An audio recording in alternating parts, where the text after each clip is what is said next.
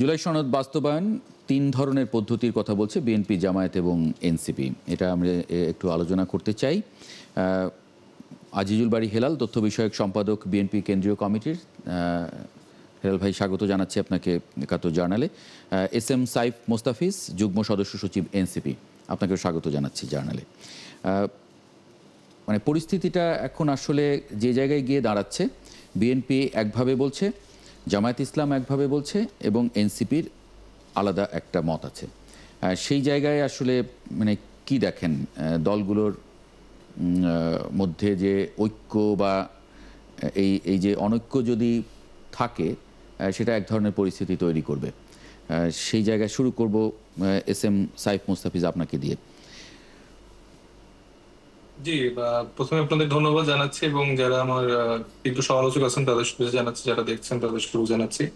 এখন দেখেন, আসলে অভ্যুত্থানের পরবর্তী সময়ে জনগণের যে আকাঙ্ক্ষা ছিল তার মধ্যে মানে নতুন করে যে আসলে আমাদের সংস্কারের এই আলাপগুলো এসছে এবং আমরা যে চাচ্ছি যে আমাদের সিস্টেমেটিক পরিবর্তন, তো সেই জায়গা থেকে আমরা দেখতে পাচ্ছি যে আসলে কোনোভাবেই একমত বা কোন প্রক্রিয়াতে আসলে এটা বাস্তবায়ন হবে, স্পেশালি আমাদের যে জুলাই সনদ, সেই জায়গাটা আসলে এখনো রাজনৈতিক দলগুলো একমত হতে পারেনি। এবং আমি একটু আগে আপনাদের রিপোর্টটা দেখলাম যে সেখানে আসলে দেখছেন যে মেজরিটি কিন্তু আসলে পরবর্তী কোনো রাজনৈতিক দলের উপরে ভরসাটা আসলে করতে পারছে না। এবং একটা বড় অংশ, প্রায় সম্ভবত ৭৪% মানুষ আসলে চায় যে এই সংস্কারগুলো আসলে এই সময়ের মধ্যে যেন হয়।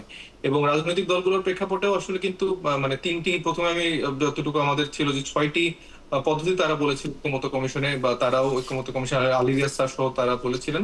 তো সেই জায়গা থেকেও দেখা যাচ্ছে যে প্রধান যে রাজনৈতিক দলটি নিজেদেরকে আসলে মূল জায়গায় সবকিছুতে আসলে বার্গেনিং টেবিলে তারা যেখানে আপহোল্ডে থাকার চেষ্টা করছে, তারা এই জায়গাগুলোতে আমাদেরকে পিছিয়ে দিচ্ছে। তো আমি মনে করি বিএনপি একটা নেতা সুষ্ঠু সালাউদ্দিন আহমদ, নির্বাচনের বিএনপি হওয়ার নেতা, জন্য জি এই এই এই মেজর জায়গাগুলো আসলে যদি সংস্কার না হয় তাহলে আমরা আসলে পিছনে ফিরে যাচ্ছি। জি বিএনপি নেতা সালাউদ্দিন আহমদ বলছেন যে সনদ এখন বাস্তবায়ন করা হলে দুটি সংবিধান চলার মতো অবস্থা হবে। কোনো নাগরিক আদালতে চ্যালেঞ্জ করলে আদালত প্রশ্ন করবেন সংবিধান কে পরিবর্তন করলো, কিভাবে করলো, এই এখতিয়ার কারো আছে?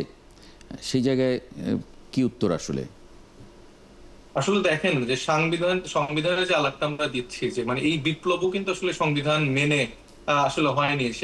শেখ হাসিনা যেভাবে পালালো সেটাও কিন্তু আসলে সংবিধানে ওইভাবে উল্লেখ করা আছে কিনা আমি জানি না, যারা সংবিধান বলতে তারা জানবেন। এবং ১০৬ অনুচ্ছেদের মাধ্যমে যেভাবে এখনকার যে গভর্নমেন্ট ফর্ম করা হয়েছে, সেখানে অনেক কিন্তু লুপহোল আছে, ল্যাকিং আছে। তো এখন একদম বৃহত্তর রাজনৈতিক স্বার্থে এবং দলগুলোর ঐক্যমতের ভিত্তিতে গণপরিষদ নির্বাচনটা একটা বড় একটা জায়গা তৈরি হতে পারে। এবার গণভোটের ব্যাপারে আমি দেখেছি যে জনগণের একটা রায় আছে। তো সেই জায়গা থেকে জনগণ তো আসলে সব থেকে আমাদের প্রধান শক্তির এক্স্যাক্টলি, উৎস। মানে তো এই তারা যদি আসলে মনে আপনার করে। এই এই গণপরিষদ প্রসঙ্গেও সালাউদ্দিন আহমদ বলেছেন আজকে যে সংবিধানের মূল কাঠামো এবং চরিত্র পরিবর্তন হলে গণপরিষদ করা হয়। প্রভিশনাল কনস্টিটিউশনাল অর্ডার হয়েছিল ৭২ সালে, যখন দেশে সংবিধান ছিল না, কিন্তু এখন সংবিধান আছে। জিয়াউর রহমানের আমলে প্রোক্লেমেশন জারির মাধ্যমে সংবিধান পরিবর্তন হয়নি, তখন সংবিধান স্থগিত ছিল। তাই রাষ্ট্র পরিচালনার স্বার্থে প্রোক্লেমেশন জারি করা হয়েছিল, এগুলোর বৈধতা দেওয়া হয়েছিল পরবর্তী সংসদে। এখন মানে প্রোক্লেমেশনের মাধ্যমে সংবিধান পরিবর্তনের এখতিয়ার কারো নেই। সেই জায়গায় আসলে তো মানে আইনি জটিলতা, সেটা কিভাবে ওভারকাম হবে? না, এখানে ধরেন এখনো কিছু পদ্ধতিগত জায়গা থেকে হয়ে আছে, যেটা আমি বললাম যে জি, অলরেডি আমাদের এই বিষয়ে যারা স্পেশালিস্ট তারা কিন্তু আলোচনা করেছে এবং তিনটি পদ্ধতি তারা বলেছে। তো সেই জায়গা থেকে এটার উত্তরণের যে একদমই সুযোগ নেই, সেটি আমি মনে করছি না আর কি। জি।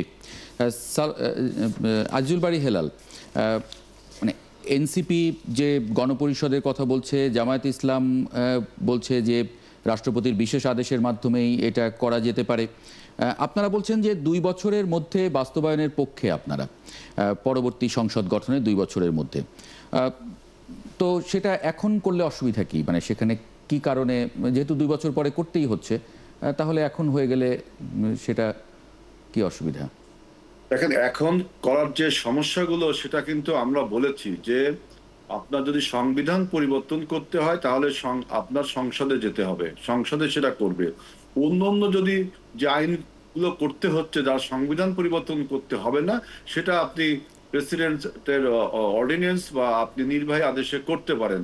এখন ইললজিক্যালি যদি বা ইরেশনালি বা আপনি আইনের ব্যত্যয় ঘটিয়ে কিছু করেন, সালাউদ্দিন ভাই যেটা বলেছে, পরে সেটা যদি চ্যালেঞ্জ হয়, এবং চ্যালেঞ্জ না হলেও ওই যে তিনি দুটো সংবিধানের কথা বলেছেন, এখন আইনের এই সমস্ত পক্ষে বিপক্ষে কিন্তু অনেক যুক্তি দেওয়া যেতে পারে, কিন্তু আমাদের এখানে সবচেয়ে বড় যে জিনিসটা জরুরি for the sake of the 24-এর গণ অভ্যুত্থান and the re-establish the democracy, আমাদের সবচেয়ে বড় যে প্রয়োজন, ঐক্যটা আমাদের দেখতে হবে গণতন্ত্র প্রতিষ্ঠার প্রশ্নে। জি। কারণ আপনি দেখেছেন যে ইতিমধ্যে আপনার বয়ান তৈরি হয়েছে যে ডক্টর ইউনূসের নেতৃত্বে নির্বাচন করতে দেয়া হবে না।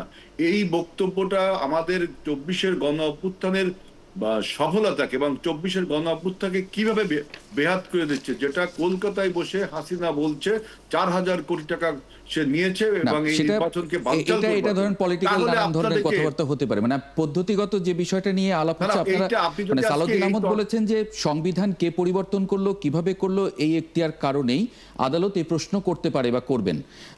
তো আদালত যদি আগেই সেটা মীমাংসা করে দেয়, আদালতে গিয়ে যদি সেটা সে মানে মীমাংসা হয়ে আমরা যায়, তো সেটা বলেছি যে সুপ্রিম কোর্ট এ ব্যাপারে যদি কোনো একটা নির্দেশনা দেয়, তাহলেও কিন্তু সেটা একটা আপনার নির্দেশনা হতে পারে। এ ব্যাপারে সুপ্রিম কোর্ট একটা যদি কোনো নির্দেশনা দেয় যে এগুলো লিগ্যাল ফ্রেমওয়ার্ক বা ইমপ্লিমেন্টেশন কিভাবে করা যায় বিফোর দ্য ইলেকশন, সুপ্রিম কোর্টের একটা রায় আসতে পারে। কিন্তু আমি যেটা বলছি যে আপনি আপনি আপনি এখন যদি মাফিয়া হাসিনা যেটা চাচ্ছে, আমাদের দীর্ঘদিনের তর্ক বিতর্কের ফলে, 1 বছর তর্ক বিতর্কের ফলে আজকে মাফিয়া হাসিনার বয়ান কিন্তু ইতিমধ্যে টেলিভিশন পত্রপত্রিকায় চালু হতে শুরু করেছে, তাই না? তাহলে কি হচ্ছে, আমাদের 24-এর গণঅভ্যুত্থান বেহাত হয়ে যাচ্ছে। এজন্য বলছি যে আমাদের না এই জুলাই সনদ নিয়ে কোনো বয়ান কি, জুলাই সনদ নিয়ে হাসিনার কোনো বক্তব্য বয়ান এগুলি উনি বলছেন, আমার জানা নেই। হাসিনা বলছে যে তিনি ডক্টর ইউনূসের নেতৃত্বে নির্বাচন হতে দেবে না। আচ্ছা, এইটা তো আপনাকে বলতে হবে, তাহলে কার নেতৃত্বে নির্বাচনটা হবে? আমরা চাই ডক্টর ইউনূসের নেতৃত্বেই নির্বাচন হোক এবং গণতন্ত্র ফিরে আসুক। তর্ক বিতর্ক করার প্রকৃষ্ট স্থান হলো আপনার সংসদ। এক্স্যাক্টলি। আমি একটু অধ্যাপক ডক্টর মোহাম্মদ শফিকুল ইসলাম আপনার কাছে একটু যেতে চাই, আপনার একটু মন্তব্য বা মানে প্রশ্ন যদি থাকে। আপনি মোটামুটি শুনলেন বিএনপি এবং এনসিপির যে অবস্থান। জি, ধন্যবাদ। আমি আমার সহ-আলোচকদের শুভেচ্ছা জানাচ্ছি। তো আমরা দেখছি যে আসলে প্রত্যেক রাজনৈতিক দলের নিজস্ব আদর্শ আছে, নিজস্ব দৃষ্টিভঙ্গি আছে এবং পলিসি আছে। সেই কারণে আমরা দেখছি যে জুলাই সনদের যে মৌলিক বিষয়গুলো, সবগুলো বিষয় ঐক্যমত সৃষ্টি করা সম্ভব হয়। আসলে ঐক্যমত সৃষ্টি করা এটা কঠিন, মানে সব বিষয়ে ঐক্যমত সৃষ্টি করা কঠিন। তাছাড়া সংস্কার একটি চলমান প্রক্রিয়া, এটা মানে একদিনে, 2 দিনে বা 1 বছরে করা সম্ভব না। তো এখন যেই বিষয়গুলোতে ঐক্যমত সৃষ্টি হয়েছে, সেই বিষয়গুলো কিভাবে বাস্তবায়ন হবে সেটা নিয়ে রাজনৈতিক দলগুলোর মধ্যে একটা মানে এখন তো আটকে আছে ওখানে যে এটা বাস্তবায়ন হবে কোন পদ্ধতিতে। আমরা দেখি যে 3টা বিষয়, একটা হচ্ছে যে অধ্যাদেশ জারি করে সেই সংশোধন করা যায় কিনা, সংবিধানে অন্তর্ভুক্ত করা যায় কিনা। দ্বিতীয় বিষয়, কেউ কেউ বলছেন যে সাংবিধানিক আদেশের কথা বলা হয়েছে। আরেকটি হচ্ছে গণভোট। আমরা সেটা গণভোটের একটা ইয়েও দেখলাম, মানে জরিপও দেখলাম। তো যাই হোক, আমরা মনে করছি এখন যেটা হচ্ছে যে রাজনৈতিক দলগুলোর মধ্যে সমঝোতা যেহেতু হচ্ছে না, প্রত্যেক রাজনৈতিক দল, আজকের পত্রিকায় দেখলাম যে প্রায় সবগুলো রাজনৈতিক দলই অনড়। সেই ক্ষেত্রে আমার মনে হয় যে একটা আদালত একটা নির্দেশনা দিতে পারে যে কিভাবে এটা বাস্তবায়ন করা যেতে পারে। আরেকটা হচ্ছে যে আমার প্রশ্ন হচ্ছে যে তাদের দৃষ্টিভঙ্গি কি, যদি অনৈক্য সৃষ্টি না হয়, মানে ঐক্য সৃষ্টি না হয় বা সমঝোতা সৃষ্টি না হয় এগুলো বাস্তবায়নের ব্যাপারে, তাহলে তো রাজনৈতিক দলগুলোর মধ্যে অনৈক্য সৃষ্টি হবে। এবং অনৈক্য সৃষ্টি হলে তো আবার সেই ফ্যাসিস্ট বা আবার একটা অস্থিতিশীল পরিস্থিতি বাংলাদেশে সৃষ্টি হতে পারে বা নির্বাচনও দীর্ঘসূত্রিত হতে পারে। সেই ক্ষেত্রে তাদের আসলে আজিজুল বারী হেলাল আছেন এবং এনসিপির একজন নেতা আছেন, আমার আসলে নামটা ভুলে গেছি। তো তাদের কাছে আমার প্রশ্ন হচ্ছে যে তাদের মন্তব্য কি, যা তারা কিভাবে এই সমঝোতা করতে পারে এবং কিভাবে ঐক্য সৃষ্টি হতে পারে। শুরুতে একটু সাইফ মুস্তাফিজ, আপনার কাছে প্রশ্ন। জি, দেখুন, আমার পূর্বে যিনি আলোচক ছিলেন তিনি যথার্থই বলেছেন। মানে আমাদের মধ্যে যদি ওই ঐক্যটা না আসে, তাহলে আসলে যে ফ্যাসিবাদের যারা দোসর বা আওয়ামী লীগের যারা আছেন না কেন, তাদের সুবিধাটাই সব থেকে বেশি হবে। এবং তারা এটাই চাচ্ছে যে আসলে বর্তমানে যেসব রাজনৈতিক দলগুলো আছে এবং মানে যারা স্টেক হোল্ডার আছেন না কেন তাদের মধ্যে একটা মত পার্থক্য মতবিরোধ তৈরি করে আসলে তাদের সুযোগটা তারা নিবে। তো সেই জায়গা থেকে আমি মনে করি যে বিএনপি বড় রাজনৈতিক দল, বড় জায়গা থেকে তারা আসলে এই জায়গাগুলোতে লিডিং দিবে, লিডিং পজিশনে থেকে আমার মনে হয় যে মেজর যেই মৌলিক সংস্কারের বিষয়গুলো এসছে সেটা প্রক্রিয়াগত জায়গা থেকে কিভাবে এই সরকারের আমলেই করা সম্ভব সে ব্যাপারে আমার মনে হয় যে আগামীকালকে একটি বৈঠক আছে, মানে আজকে। তো সেখানে আমার মনে হয় যে এই সলিউশন গুলো বের করে আনা সম্ভব। আনা সম্ভব। আমি আজিজুল জুলাইতে বারী, যেরকম আমি দেখেছি যে আসলে সবগুলো শক্তি একসাথে যেভাবে মাঠে থেকেছে, আমার মনে হয় যে এখনো আসলে জাতির বৃহত্তর স্বার্থে বিএনপি বলেন, জামাত বলেন, এনসিপি বলেন বা অন্য যেসব রাজনৈতিক দলগুলো আছে তারা একসাথেই কাজ করবে এবং আমি জি, তাদের মানে প্রতি সে আশাটা করব। ঐক্য আশা করছেন। আজিজুল বারী হেলাল, আপনার কাছে যে প্রশ্ন ছিল যে অধ্যাপক আমি শফিকুল ইসলামের। সাইফ মুস্তাফিজের সাথে একমত যে জুলাই সনদটা যেহেতু আমরা সবাই মেনে নিয়েছি যে জুলাই সনদটা আমরা ইমপ্লিমেন্ট করব, এখন কিভাবে ইমপ্লিমেন্ট করব, এর আইনি ভিত্তি আমরা কিভাবে দেব, এটা নিয়ে দেখেন বিএনপি কিন্তু দুটো লজিক্যাল কথা বলেছে এবং আরো একটি কথা বলেছে, সুপ্রিম কোর্টও একটি যদি এই ব্যাপারে কোনো কিছু বলে যে আউট অফ দ্য কনস্টিটিউশন কিভাবে আপনি এই জুলাই সনদটা আপনি বাস্তবায়ন করবেন, তাহলেও কিন্তু সেটা একটা আপনি ধরতে পারেন যে কিভাবে করা যাবে। জি। কিন্তু আমি সাইদ মুস্তাফিজের সাথে একটা কথা বলতে হচ্ছে যে গণভোটের কথা যেটা বলা হচ্ছে, দেখেন গণভোট সাধারণত আমরা জানি যে যে কোনো একটা ইস্যুর উপরে হয়, কিন্তু আমাদের সনদে তো অনেক নাম্বারস অফ ক্লেম, অনেক দাবি না, আমাদের প্রায় 84টার মতো হবে। তা সেটা অতএব এতগুলো প্রশ্ন নিয়ে কিন্তু গণভোট হয় না, এটা একটা ইরেশনাল কথা। সুতরাং আমরা মনে করি যে আমাদের অভ্যুত্থানের সমস্ত যে জাতীয় নেতৃবৃন্দ ঐক্যমত কমিশনে বসছেন, তারা অন্তত জুলাই আপনার গণ অভ্যুত্থানের শক্তি হিসেবে গণ অভ্যুত্থানকে সফল করবার জন্য আপনার একটা ঐক্যমতে আমরা কিন্তু ঐক্যমতে পৌঁছে গেছি, এখন জি, বাস্তবায়ন। বাস্তবায়ন অবশ্য সেটা নিয়েও এইটা যদি কেউ সেটা বাস্তবায়ন না করে তাহলে কিন্তু তার কনসিকুয়েন্সও ভালো হবে না, জি। এটা সবাই বোঝে এবং বিএনপি এটা বোঝে বিদায় বিএনপি যেভাবে একাডেমিক্যালি এগুলো বিশ্লেষণ করছে, বুঝছে, কারণ আমরা 4বার দেশ পরিচালনা করেছি, আমরা সেই অভিজ্ঞতা থেকে বারবার বোঝানোর চেষ্টা করছি যে এটা না হলে আমাদের সার্বভৌমত্ব গণতন্ত্র নষ্ট হবে। এক্স্যাক্টলি। আবুল কালাম আজাদ মজুমদার, এই পর্যায়ে আসলে কি দেখেন, মানে সবাই মানছেন, প্রয়োজনীয়তা বুঝতে পারছেন, কিন্তু একটা জায়গায় গিয়ে যেন মনে হচ্ছে যে আবার এক হতে পারছেন না, কিন্তু প্রয়োজনীয়তা অনুভব করছেন সবাই যে এটা আসলে এক হওয়া ছাড়া কোনো উপায় নেই, ঐক্যমতে আসতেই হবে।